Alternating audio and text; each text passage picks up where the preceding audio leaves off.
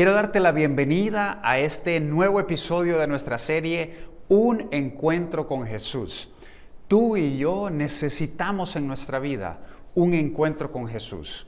Un encuentro mayúsculo y grande en nuestra vida que nos ayude a conocerlo a Él, a encontrar un propósito para el cual vivir. Pero también necesitamos un encuentro a diario con Él. Necesitamos conectarnos con ese Dios amoroso que está tan interesado en nosotros. Y el día de hoy queremos continuar con esta serie y quiero hacerte una pregunta. ¿Alguna vez has sentido que Dios te ha fallado a ti? ¿Qué hacer cuando Dios nos falla? Sabes, esta es una pregunta que nos hacemos más frecuentemente de lo que podemos reconocer.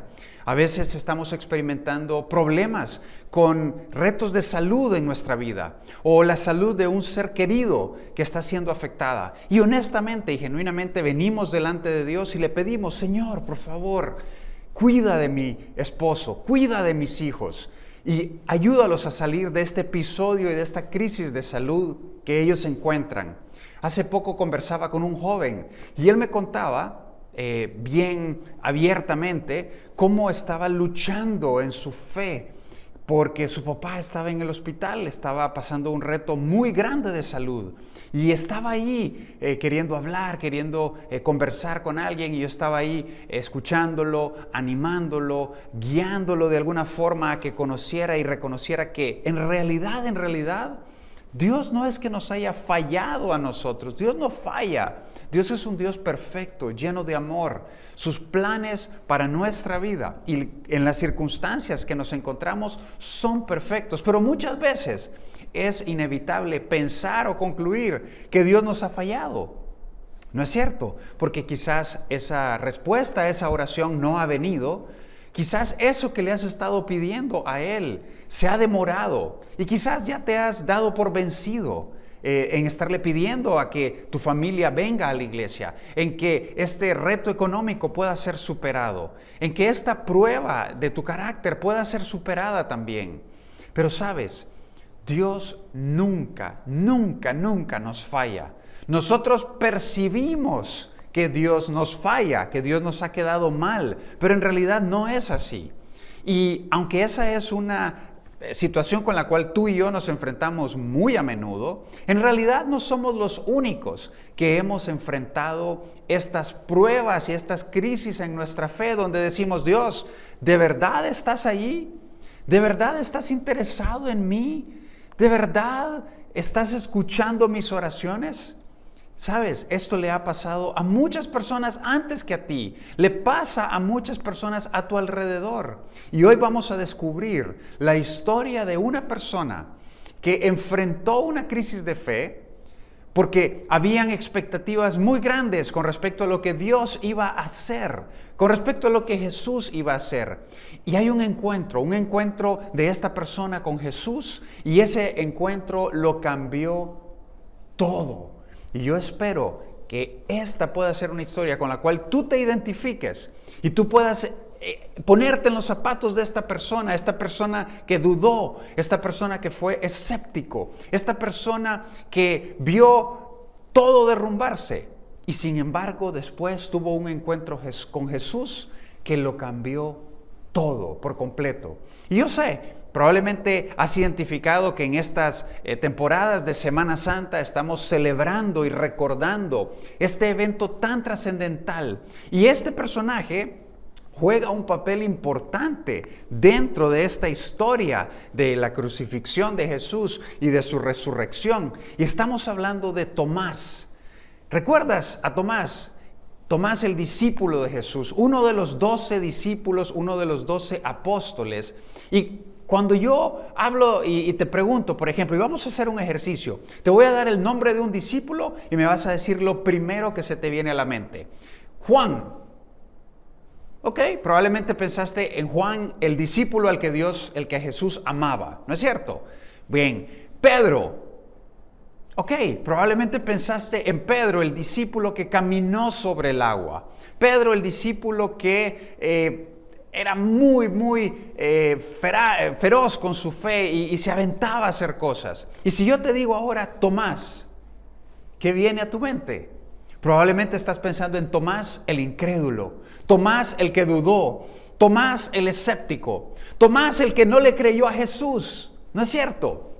Así lo conocemos. ¿Sabes? Cuando se arman estas obras de teatro de los niños y se representa la vida de Jesús y se representa, pues tú sabes, el nacimiento y muchas cosas, ¿sabes? Nadie levanta la mano de los niños para ser Tomás. Todos quieren ser José, todos quieren ser Pedro, todos quieren ser Juan, todos quieren ser estos discípulos. Nadie quiere ser Judas, obviamente, pero tampoco nadie quiere ser Tomás. ¿Y sabes por qué? Porque Tomás ha adquirido una reputación y se conoce como Tomás el que dudó, Tomás el incrédulo, Tomás el que tuvo una crisis de fe y no la superó. Y así lo conocemos hoy en día. Sin embargo, quiero contarte un poquito más acerca de la vida de Tomás, porque en realidad es muy interesante conocer el corazón que él tenía como discípulo. Era uno de los 12 discípulos originalmente, y definitivamente Dios lo llamó, en algún momento él se sumó. Y quiero que veas ciertas partes de la narración de Juan, precisamente, hablando de todo lo que él había visto, de lo que él había observado, y refiriéndose a Tomás. Fíjate lo que dice Juan, el discípulo de Jesús, el discípulo a quien Dios amaba, a quien Jesús amaba. Dice, Tomás, al que apodaban el gemelo, les dijo a los demás discípulos, vamos nosotros también y moriremos con Jesús. Este hombre, Tomás, en un momento tuvo una declaración llena de fe, y en un momento en el cual los discípulos y Jesús estaban enfrentando peligros y retos, ¿sabes qué fue lo que Tomás dijo? Vamos. Y nosotros también estamos dispuestos a morir con Jesús. En pocas palabras, era una persona que tenía una fe, que tenía una muy buena intención. Estaba ahí con Jesús. Más adelante vemos a Juan también decir lo siguiente. Les dijo Tomás, Señor, no sabemos ¿a dónde va? ¿Sabes por qué? Porque Jesús les había dicho que Él les estaba preparando moradas, que Él les estaba preparando un lugar especial en el cielo a todos sus discípulos. Y Jesús los invita y les dijo, vengan conmigo. Y entonces esto fue lo que Tomás dijo, Señor, no sabemos a dónde vas. ¿Cómo pues podemos saber el camino? Y aquella famosa declaración de Jesús que Él dijo, yo soy el camino, la verdad y la vida. Nadie viene al Padre si no es por mí. ¿Sabes a quién se la dirigió? Fue a Tomás precisamente. Así que también cuando Tomás tenía una pregunta, tenía una inquietud, no sabía algo, no entendía algo, no vacilaba en hacerle la pregunta a Jesús, no vacilaba en cuestionar lo que los otros discípulos muchas veces se quedaban callados. Así que podemos ver a Tomás con una fe genuina. Y en el contexto de todos los discípulos, lo que tenemos que entender que pasó en esa Semana Santa original, en esa primera Semana Santa, fue que la expectativa de los discípulos y de Tomás, cuando Jesús llegó a Jerusalén y toda la gente lo recibió diciendo, Hosana al Altísimo, ha llegado a la ciudad de Jerusalén, y le tendían palmas y lo recibían como un rey, como un Mesías. Sabes, en ese momento la expectativa de los discípulos era alta. Decían, finalmente están reconociendo al Mesías como este líder salvador de la nación de Israel. Él es el que nos va a liberar de la opresión de Roma. Él es quien nos va a dar una nueva esperanza y una nueva oportunidad. Y sabes, muchas veces ellos confundían el rol del Mesías, salvador del mundo, como un líder político que los iba a restaurar de la opresión romana, que iba a liberarlos, que iba a revolucionar de alguna forma las cosas. Así que los discípulos y Tomás tenían una alta expectativa. Y sin embargo, durante esa Semana Santa, una serie de eventos empiezan a suceder y Jesús, una noche antes, está con ellos, está lavándole los pies, está amándolos, está sirviéndolos, está dándoles lecciones de vida muy importantes. Un día después, una persona que cenaba junto con él, Judas, lo traiciona, lo entrega. Él es llevado vilmente e injustamente y sometido a un juicio por los judíos y por el Sanedrín, que era el órgano más importante de liderazgo del pueblo judío y de los judaizantes, y es entregado a Roma. Y Roma, de una manera muy cruel también, decide mandarlo a crucificarse. Y en ese momento, ese Viernes Santo, en el que Jesús es crucificado, en el que están viendo estos hombres, Tomás particularmente, está viendo a su Mesías, está viendo a su amigo, está viendo a su líder y está viendo esa esperanza acabarse, está viendo esa esperanza desvanecerse frente a sus ojos. Y en un momento el pensamiento que Tomás tuvo fue el siguiente: todo acabó, esto ya se terminó, fue bueno mientras duró, pero ya se acabó. Jesús era definitivamente un tipazo, era una persona extraordinaria e increíble, pero nunca va a ser más poderoso que el Sanedrín, nunca va a ser más poderoso que Roma mismo. Y las ilusiones, la esperanza de los discípulos en ese momento se estaban desvaneciendo. En cierta manera, podríamos decir que Jesús le había fallado a sus discípulos. ¿Y sabes qué es lo que esto me hace pensar? Que muchas veces tú y yo estamos en una situación similar. Quizás estás queriendo rescatar tu matrimonio. Quizás tu intención es rescatar la relación con tus hijos. Quizás lo que deseas más que cualquier otra cosa es superar estas áreas de adicción con las que estás lidiando y que estás enfrentando. Y sin embargo, eso no se cumple o no se cumple en el plazo que tú querías. La expectativa que tenías no se da así como tú la habías imaginado. Y entonces nos encontramos así como Tomás, desilusionado. Todo se acabó, ya no hay más esperanza. Y entonces sentimos y nos identificamos con que Jesús nos ha fallado a nosotros. ¿Te ha pasado eso alguna vez? ¿Te has sentido de esa forma en algún momento? ¿Le pediste ayuda y hubo silencio? Y sabes, eso fue exactamente lo que los discípulos estaban enfrentando ese viernes, todo el sábado, el día de reposo. Pero llegó el domingo y nosotros lo conocemos hoy en día y lo celebramos como el domingo de resurrección. Y te quiero decir, probablemente no hay un día en la historia de la humanidad que sea tan importante como ese domingo en el cual esta mujer, María Magdalena, corrió hacia la tumba, vio que la piedra había sido removida, vio que Jesús no estaba dentro de la tumba, que estaban los lienzos con los que había sido envuelto ahí, pero no estaba Él. Y posteriormente llegaron unas mujeres, y esas mujeres se percataron de lo mismo. Y posteriormente llegó Pedro corriendo, y llegó Juan corriendo, y todos se percataron que el Mesías, que Jesús ya no estaba ahí. ¿Qué ha pasado?, pensaron ellos. Alguien ha robado el cuerpo. Alguien va a empezar a decir y va a empezar a difamar que Jesús era alguien que no podía creérsele. Y entonces empiezan todas las dudas. ¿Qué ha pasado? ¿Qué es lo que ha sucedido? Pero en ese momento el milagro se había llevado a cabo. Jesús había vencido a la muerte. El obstáculo más grande que tú y yo podemos enfrentar en nuestra vida es la muerte. Y Jesús venció a la muerte cuando resucitó al tercer día. Y esa piedra fue removida y Él se apareció a los discípulos, se apareció a las mujeres, se apareció a María Magdalena y le dijo: aquí estoy, soy yo. Luego dos discípulos que iban camino a un pueblo que se llamaba Emaús. Y viene Jesús y empieza a conversar con ellos y se les aparece y se les revela de una manera increíble. Posteriormente se le aparece a Pedro y Pedro se convence que Jesús ha resucitado. Y posteriormente llega un momento en que están los 10 discípulos encerrados ese mismo día, ese mismo domingo de resurrección por la tarde. El cuerpo de los discípulos está ahí resguardado en un lugar por temor a lo que pudiera pasar con los judíos. Sin embargo, Tomás no estaba ahí en ese momento. Tomás no estaba con los otros 10 discípulos. ¿Por qué? ¿Por qué Tomás no estaba ahí? ¿Sabes? No sabemos exactamente por qué, pero puede ser que Tomás tuviera temor, puede ser que Tomás estaba deprimido, puede ser que Tomás había renunciado a todo, ya no quería ser parte de este movimiento, todo se había desmoronado para él. Y esto es lo que vemos precisamente en Juan capítulo 20. Dice lo siguiente: Tomás, uno de los 12 discípulos, al que apodaban el gemelo, no estaba con los otros cuando llegó Jesús.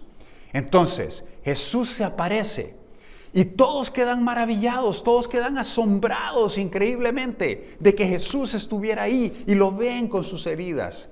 Así que cuando finalmente encuentran a Tomás, ellos le dicen lo siguiente: hemos visto al Señor, hemos visto a Jesús. Pero esto fue lo que él respondió, y por esta declaración él se hizo famoso: no lo creeré a menos que vea las heridas de los clavos en sus manos, a menos que meta mis dedos en ellas y ponga mi mano dentro de la herida de su costado. ¿Sabes qué es lo que estaba pasando aquí? ¿Sabes qué es lo que estaba sucediendo? Tomás estaba diciendo: no lo creo, no es posible. La lógica humana no es así. Esto no funciona de esta manera. Déjenlo ya. Dejen de creer en estos cuentos. Dejen de crear falsas esperanzas. Esto no puede ser. Esto no es así. Y él se rehusó a creer, se rehusó a poder ser parte del milagro que había estado sucediendo. Entonces, él estaba experimentando temor, él estaba experimentando desánimo, él estaba experimentando confusión en su fe, en lo que él creía. Estaba probablemente deprimido. ¿Sabes? Yo creo que Tomás era un realista. Tú sabes, esas personas que te dicen: mira, nadie es más grande que Roma, nadie es más grande que el emperador, nadie va a poder contra ellos. ¿Sabes? El Sanedrín es un grupo religioso extremadamente poderoso, nadie puede ir en contra de ellos. Fuimos inocentes al creer todas estas cosas, pero ya se acabó, ya se terminó.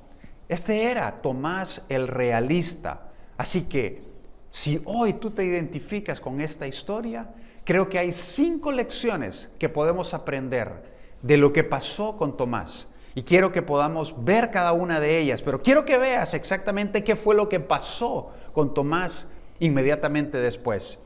8 días después, es decir, el siguiente domingo, los discípulos estaban juntos de nuevo. Y esa vez Tomás se encontraba con ellos. A diferencia del domingo anterior, esta vez Tomás estaba con los discípulos. Las puertas estaban bien cerradas, pero de pronto, igual que antes, Jesús estaba de pie en medio de ellos. Ocurre el milagro, aparece una vez más y dijo: la paz sea con ustedes. Entonces le dijo a Tomás: mira, esto es increíble. En este encuentro parece que Jesús viene explícitamente a buscar a Tomás y le dice: Tomás, pon tu dedo aquí y mira mis manos. Pon tu dedo aquí, Tomás, y mira mis manos. Mete tu mano en la herida de mi costado. Y quizás se levantó el manto Jesús y le dijo: ven, Tomás, tócalo, siéntelo.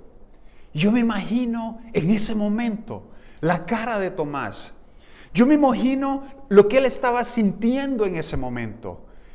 Él estaba diciendo: no puede ser, no puede ser. Y estaba viendo las heridas de las manos de Jesús. Y estaba viendo su costado que estaba abierto, que estaba cicatrizado probablemente. Y mira lo que le dice Jesús: ya no seas incrédulo, cree, Tomás. Ya no seas incrédulo, Tomás, cree en el poder de Dios. Y mira la respuesta de Tomás. Mira la increíble respuesta de Tomás en su encuentro con Jesús, que le cambió la vida. Le dice: mi Señor y mi Dios. Yo creo que él se arrodilló en ese momento. Yo creo que él inclinó su rostro hacia el piso, hacia el suelo. No se atrevía a mirar a su Señor y a su Dios. Estaba humillado, estaba quebrantado, estaba probablemente apenado y avergonzado de haber sido tan incrédulo, de haber sido tan escéptico, de haberse rehusado a creer lo que los demás discípulos le habían dicho. Y entonces Jesús le dijo: tú crees porque me has visto. Benditos son los que creen sin verme. ¿Sabías que tú y yo estamos en esa categoría de esas personas que han sido bendecidas porque hemos creído en el Mesías, Porque hemos creído en Jesús, aunque no le hemos visto. No estuvimos ahí en ese evento de la resurrección, pero hoy nuestra fe se fundamenta en que creímos a este grupo de discípulos que comunicó estas noticias por todo el imperio romano, que eventualmente el mismo imperio que crucificó a Jesús adoptó el cristianismo como una medida oficial. Eso es algo increíble, eso es algo verdaderamente asombroso. Pero todo comenzó con ese encuentro que tuvo Tomás con Jesús, donde vio el evento más importante de la historia de la humanidad, la muerte y la resurrección de Jesús, probando que Él tenía la potestad para perdonar pecados. Cuando una persona predice su muerte y la cumple y resucita y vive y se aparece a otros, eso me dice que estamos viviendo para un Dios vivo. Jesús no está muerto, Él está sentado al lado de Dios en su trono, esperando encontrarse contigo en algún momento. Y yo te quiero decir, hay 5 lecciones que tú y yo podemos aprender de esta historia de Tomás y de este encuentro que él tuvo con Jesús. En primer lugar, es normal tener momentos de duda. Puede ser que hoy tú estés en un momento de duda, tú estés en una temporada de confusión, estás experimentando una crisis en tu fe, has dejado de creer, te has vuelto una persona realista, y estás experimentando momentos de duda. Te quiero decir, es normal. Le pasó a Tomás, le pasó a Pedro, le pasó a Juan, le pasó a los discípulos, le pasó a María Magdalena. Nos pasa a todos cuando ponemos nuestras expectativas de que cosas y que Dios va a hacer ciertas cosas por nosotros. Y quizás no en los tiempos de Dios o no en la manera de Dios. Es normal tener momentos de duda. Lección número 2. Aún en momentos de duda, escucha bien esto, aún en los momentos donde nuestro corazón se llena de escepticismo y se nubla nuestra fe, en esos momentos Jesús va a ir por ti. Este encuentro que tuvieron 8 días después, durante 8 días Jesús no se le apareció a nadie, pero ese día fue por Tomás, él fue a buscarlo. Parecía que no estaba interesado en los demás discípulos que estaban bien, pero el corazón y la fe enferma y débil de Tomás era lo que le interesaba a Jesús. Entonces, él hoy está interesado, aún en esas dudas. Tráele esas dudas a él, confiésaselas, ábreselas, hazle las preguntas que tengas que hacerle. Señor, ¿por qué ha muerto esta persona tan buena? ¿Por qué aquella persona que es tan malvada pareciera prosperar? Señor, ¿por qué? Y deja que Dios, deja que su sabiduría, su gracia, su poder y su amor respondan las dudas de fe y las crisis de fe que tú y yo experimentamos. Número 3, en momentos de crisis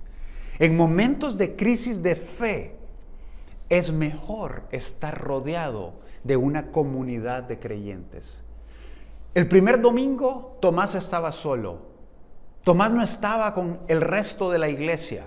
El segundo domingo, él estaba en medio de la iglesia. Quizás durante esa semana, Pedro se lo llevó a pescar y le dijo, mira, yo lo vi, yo lo constaté, él se me apareció. Quizás Juan le dijo, no temas, ánimo Tomás, no desmayes, estamos en esta carrera. Y Dios va a triunfar, Dios va a salir adelante, Dios te va a rescatar. Y eso es lo que nosotros necesitamos. Cuando estamos experimentando crisis de fe, la tendencia es a aislarnos, la tendencia es a apartarnos de los demás. Pero en ese momento estamos más vulnerables a los ataques del enemigo de Dios. Por tanto, debes ser más intencional en esos momentos, en conectarte con un grupo de crecimiento, en conectarte con tu iglesia, en conectarte con aquellas personas que van a agregar valor, te van a agregar fe en tu vida. Número 4, los sentimientos personales nunca deberían cancelar la verdad. Tomás se sentía defraudado, pero él no estaba y no había sido defraudado. Tomás sentía que Dios le había fallado, lo sentía, pero Dios no le había fallado. Y aunque hoy tú te sientas que Dios te ha fallado, Dios no te ha abandonado. Dios no ha tirado la toalla contigo. Dios no ha dicho eres un caso perdido. Él ha enviado a su Hijo para ir y morir por ti y resucitar al tercer día y darte la posibilidad de tener una relación con Él para siempre. Y lección número 5 que podemos aprender. Mi mejor respuesta ante una crisis de fe es tener un encuentro íntimo con Jesús y reconocer que Él es mi Dios y Él es el Señor de mi vida. Y te quiero decir lo siguiente, ese evento de la resurrección y de un encuentro con el Jesús resucitado, un encuentro con el Jesús que había vencido a la muerte, es lo que cambió todo para Tomás, el incrédulo, Tomás, el escéptico, Tomás, el que dudó. Y ese encuentro con Jesús resucitado es lo que tú más necesitas en tu vida hoy. No necesitas que tu jefe te vea, no necesitas una promoción, no necesitas más ventas, no necesitas que tu esposa regrese o que te haga caso o que tus hijos te obedezcan. Lo que necesitas verdaderamente es un encuentro con Jesús resucitado. Yo te quiero dar hoy la oportunidad para que tú puedas responder a Jesús el día de hoy. ¿Sabes cuál es la diferencia de Jesús con el resto de las personas y el resto de las personas que hablan de una religión? Mira, Buda murió, Mahoma murió, muchas otras personas religiosas han muerto, pero ninguno de ellos ha resucitado, ha vencido la muerte. Jesús no solamente predijo su muerte, no solamente predijo y cumplió increíbles profecías de cientos de años antes. Él resucitó y con eso probó que Él es Dios y que lo que Él dice es verdad. Eso lo creyeron los discípulos, eso lo hemos creído nosotros y yo te quiero dar la oportunidad el día de hoy, que si todavía tú no estás seguro dónde vas a ir el día que mueras, quiero invitarte a que hoy puedas decidir creer en el perdón de pecados que Jesús te ofrece en la cruz. Cuando Él murió en esa cruz, Él cargó todas y cada una de tus imperfecciones, todas y cada una de tus malas decisiones, todos y cada uno de tus pecados y los míos, y los clavó en esa cruz. Y la deuda que tú y yo teníamos, Él la canceló. Pero cualquiera puede decir eso, pero no cualquiera puede resucitar 3 días después y con eso comprobar que lo que dijo es cierto. Así que yo te invito hoy, a ti que todavía no estás seguro dónde estás parado con Dios, todavía no estás seguro si el día que te toque partir de esta tierra vas a estar una eternidad con Él o separado de Él en un lugar de soledad y tormento. Yo te invito a que hoy tú puedas decidir aceptar el regalo de Jesús en la cruz. Cuando Él murió, te regaló la vida eterna. Y yo te quiero invitar a que hoy tú lo puedas hacer el Salvador de tu vida. Y si tú estás aquí el día de hoy y ya tomaste esa decisión y has estado experimentando periodos de sequía espiritual, lo que necesitas es recordar y tener ese encuentro con el Jesús resucitado y decirle: mi Señor y mi Dios, voy a obedecerte, voy a seguirte, voy a hacer lo que tú me pidas hacer, porque tú vales la pena, Señor. Vivir para Jesús y vivir para su reino te hace mejor para la vida, y la vida se vuelve mejor en ese momento. Así que yo te quiero invitar a que puedas dar ese paso. Y vamos a orar en este momento y quiero que se lo digas ahí en tu mente y en tu corazón. Señor, gracias, porque en esa cruz tú pagaste todos mis pecados, pasados, presentes, futuros, aquellos que me avergüenza ni siquiera imaginarme. Señor, tú los perdonaste en esa cruz. Gracias por regalarme la vida eterna. Gracias porque no te quedaste en la tumba, sino que resucitaste y con eso comprobaste que eres Dios y que tienes la potestad de perdonar pecados. Yo hoy acepto ese regalo de salvación, de vida eterna, y te agradezco por haber muerto por mí. Gracias, Señor. En el nombre de Cristo oramos. Amén.